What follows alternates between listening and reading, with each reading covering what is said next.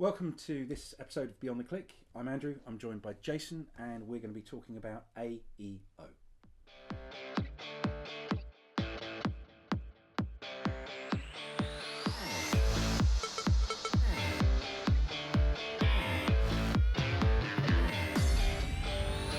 So, Jason. Yes. We've been hearing a lot about AEO. Yes. So, what exactly is AEO, and how does that differ from SEO? So AEO stands for Answer Engine Optimization, as opposed to Search Engine Optimization.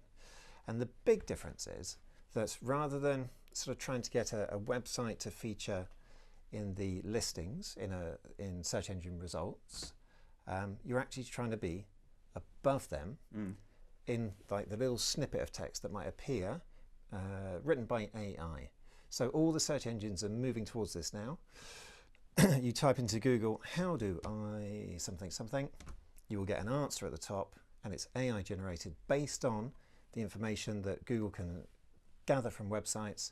It's trying to get your answer up there, above the other listings. Above the other listings. Okay, Yep. So we're in position 0 then.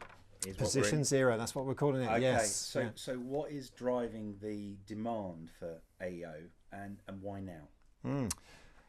Essentially, it's the rise in voice commands. So more and more people now, if they want to search for some information, they don't go to a keyboard and start tapping. They pick up their phone and they tap the little microphone and they just ask. Or they're stood at home and they just ask their smart speaker. Or even at work, people use now different means to interface with their computers. They don't always go to the keyboard.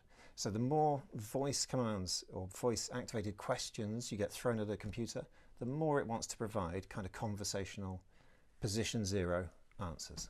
Okay, so how does AEO actually work though? Is it mainly about tweaking the keywords that you have on your website to actually get those answers?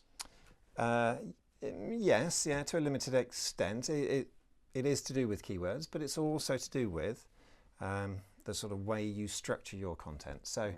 So previously, website owners would have aimed to try to make their content keyword rich and try and load it full of information so that when somebody searches for something, that website page would show up in search results. Now it's about much more. It's about being succinct. It's about answering a question directly. It's about being conversational. So it's more about the structure of the content and less about how well stuffed it is with keywords. Okay, so it's clear that it's structure and it's direct answers to very specific questions. What are the main benefits though to businesses investing in AEO? Right, so if you can feature in those rich snippets, if you can be at position 0, then the downside is that people may not actually visit your website. They may just see the information that they need there presented to them, so they don't need to go to the website, but it will always attribute sort of where it's got the answer from. So your name will always be there in front of people above all the other listings.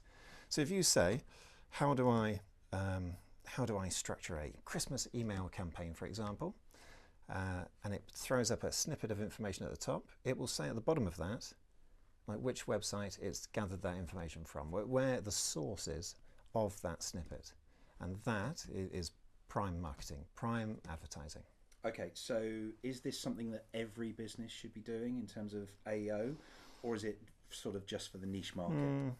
Well, it works better for some things than others. So yes, so if people typically ask when they get in touch with your business, how can you, how do you, they sort of want to know questions about your services, and those commonly asked questions, then you can use that information. You can start to structure content to feature in the position 0, in results, but almost every sector really has commonly asked questions, almost every industry. So it's a good marketing tactic for anyone. Okay, good.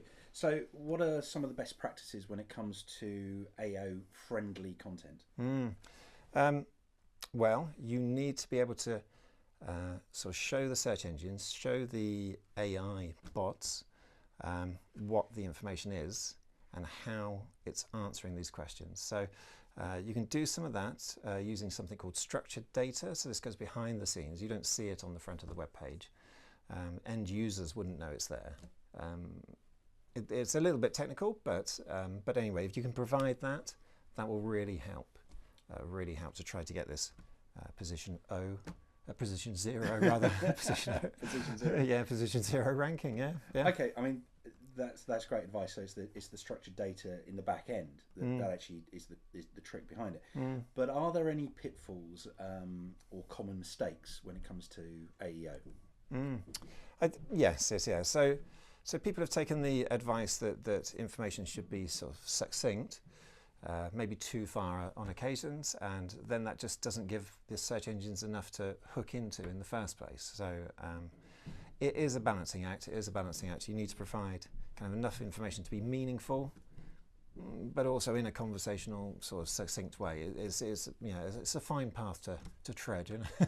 Excellent. Yeah. So that's really helpful, Jason. So to wrap it up, what's the first step that anyone should be taking for those who are watching right now? What's the first step that they should take to get started with AEO?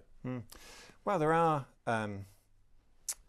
sort of guides and things that you can look at, information provided, but it is a little bit technical, the sort of setup that's needed. I mean, I'd really recommend sort of speaking to an agency, really, your existing web agency if you have one.